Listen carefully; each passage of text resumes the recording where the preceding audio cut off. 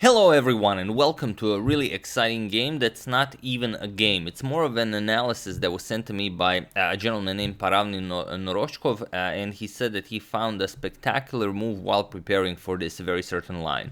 Now, if this is something that you play online or maybe in some blitz games, this will come in very handy, as I'm sure you can win a lot of games using this. And if not, you might even consider starting playing this, as it's it's just one of those moves that you want to show everyone, to your, of course, friend and to your friends at the bar and the library, and it's just it's just amazing. And here I'm again using not one hoodie guy but two hoodie guys, and it's not even because we don't know who the player is. This is not a game, so there are no players. I'm just wearing a hoodie because I enjoy them.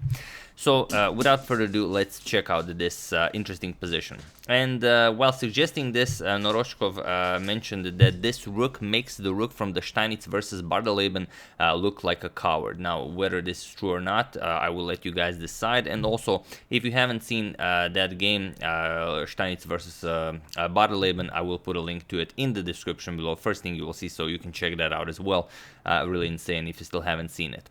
So let's see what's happening here. So e4, black replies with e5, and now bishop to c4. The bishop's opening.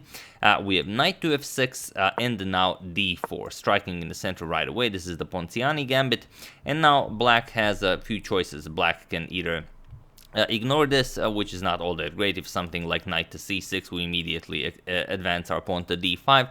You can capture on d4, or you could capture knight captures on e4. But knight captures on e4 isn't all that impressive, because we just capture on e5, and now all of these squares are now covered, and the knight isn't looking all that great on e4. And you could even run into a lot of problems. For example, if bishop c5, you go after the f2 pawn, just queen d5, and white wins. There's the threat of checkmate. Also, the knight is hanging, and this doesn't help. If bishop captures just king f1, still this is checkmate, and the knight is hanging here. So this is just game over. You have to defend against checkmate. Then we pick up the piece, and it's game over. So instead, after this d4 move, black will not go for knight captures on e4, rather black will capture on d4, and now we give up yet another pawn. So knight f3, black captures it, and now we capture the pawn back with queen captures on d4. Attacking the knight, knight goes back, knight f6, and now knight to c3. So white gives up a pawn, but he does have some very rapid development. The knights are already out, the queen is centralized on d4, bishop slicing all the way to f7. So black can't really white can't really complain here. We have knight to c6, attacking the queen, and queen to h4 now. We have bishop to e7, and now bishop to g5. Both players castle now, so castles, and now this position has been reached before. Some of the known moves are d6, this is a known move, h6, this is a known move, but the move that we are discussing here is the move that was suggested to me via email, and that is knight to e8. And this is in some lines even the strongest continuation by the engine. Black offers a trade of dark square bishops, and he wants to trade down, survive the attack, and enjoy his extra pawn. But there is a problem here. Here white goes rook h to e1. So what do you play here? Well, black says, I don't really mind, this is really all I ever wanted. So bishop captures on g5 with check, knight captures on g5, and this is now where the magic happens. Here black has only one good move, and it's not an easy move to make, because white is threatening checkmate, and you kind of want to prevent that. So here h6 is the move you have to play. And after h6, white has a variety of options. The most interesting one seemingly f4 now offers the knight, and you don't really want to capture this. If you capture this, then just pawn captures, and you don't really have a good defense here. Whatever you play, this rook can very easily come into the attack. We're gonna checkmate the black king without much problems.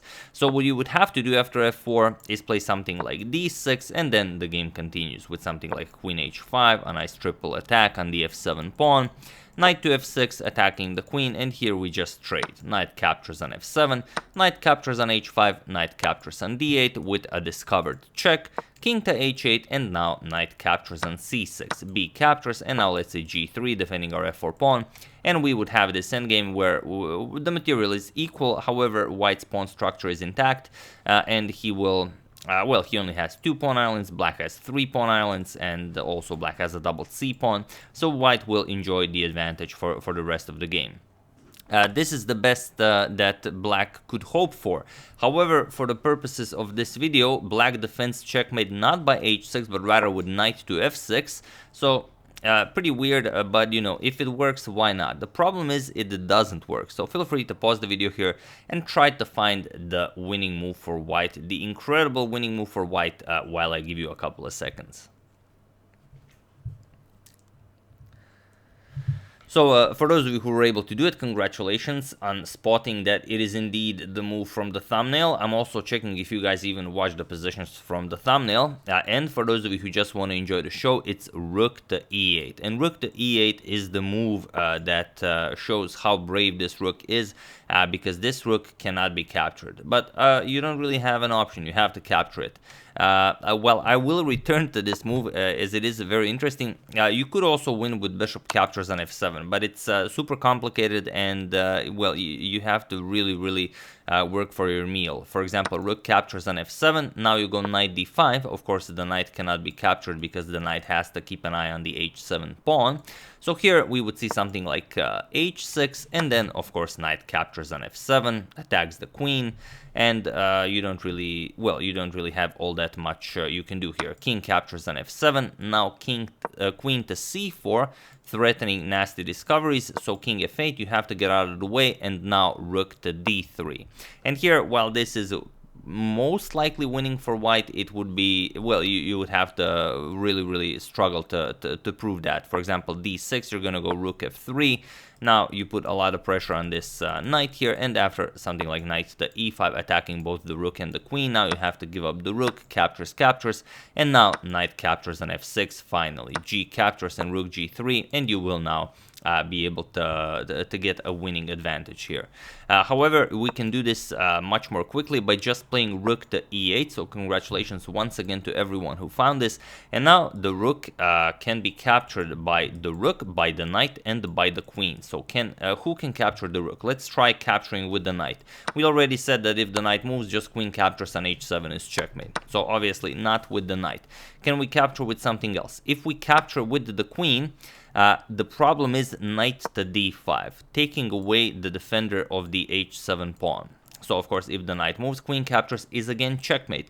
So here we would have to play h6, but now we play knight captures on f6, g captures, and now knight to e4, and there is no defense against knight f6. This either wins the queen, or if the queen moves, doesn't really matter where. Let's say queen e5. Now we again find rook to d3. The rook is now coming to help with the attack, and there's, well, there is really nothing you can do here. If d5, trying to open up the light square bishop a little bit, doesn't help at all. Just knight captures on f6, king h8, and now queen captures here will be checkmate. Or in any of the other lines, black has to part with his queen.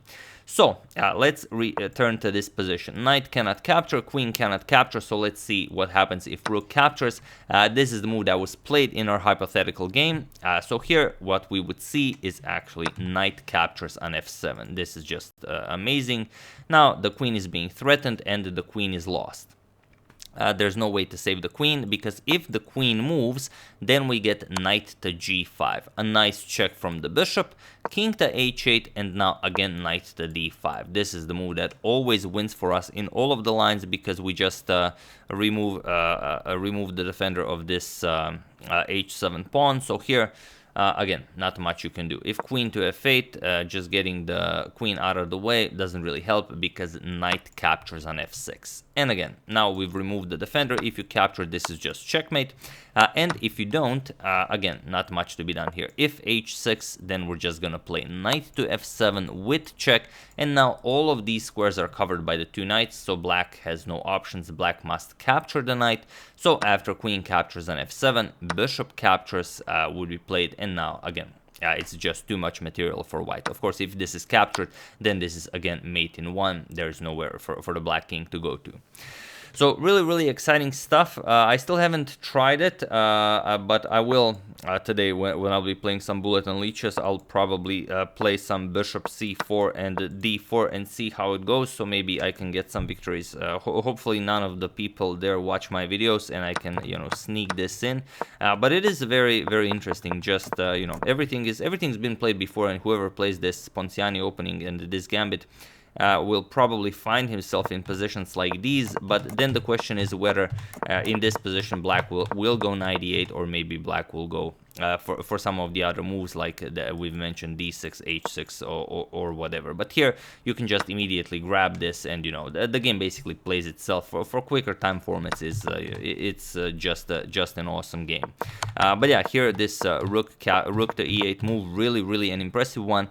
And for those of you who still haven't seen Steinitz versus Bartoleben, do check it out, the first link in the description below, and tell me which rook is braver. Is this rook braver for his rook to e8, or is Steinitz rook's braver? I don't know, it's you know, it's hard to say, but I myself prefer the Steinitz one, because he did not deliver a single blow. He delivered blow by blow by blow by blow. It was, I mean, it was just insane. So that's the game, or rather hypothetical game that never actually happened, or maybe it did somewhere, we just don't know. So hope you guys enjoyed that. And I've also received one email from a subscriber that's currently working on board a merchant vessel, working as an electrician, and he said that he has a very cheap plastic chessboard in his room. Let me just load it. This is the chessboard in his room, and he says that whenever he leaves the room, he finds that someone played a move on the board, and then he plays it, and again when he returns, someone finds a different position. And here we have some sort of a, I don't know what's that, like a Ruy Lopez Berlin defense, Evans Gambit crossover, something.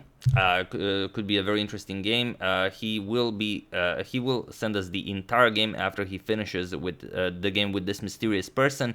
He has no idea who it is, but he has his suspicion. So we'll see what happens. But very exciting stuff. I mean, you leave your room and, you know, pieces move on your board. Very nice. But yeah, that's it. Hope you guys enjoyed it. Looking forward to hearing what happens with this mystery game. I would like to thank Thomas Johnson, Benjamin Davidson, Toby Fleming, Sebastian Aram, and Jacob Sussman for a contribution to my channel. Thank you a lot. I really appreciate it. As usual, you can check 2 of my previous videos here. Thank you for watching, and I will see you soon. Continuing the coverage of the Morphy saga, checking up on your wonderful suggestions, and whatever else happens in the chess world. So thank you all, I will see you soon, and have an excellent rest of your day.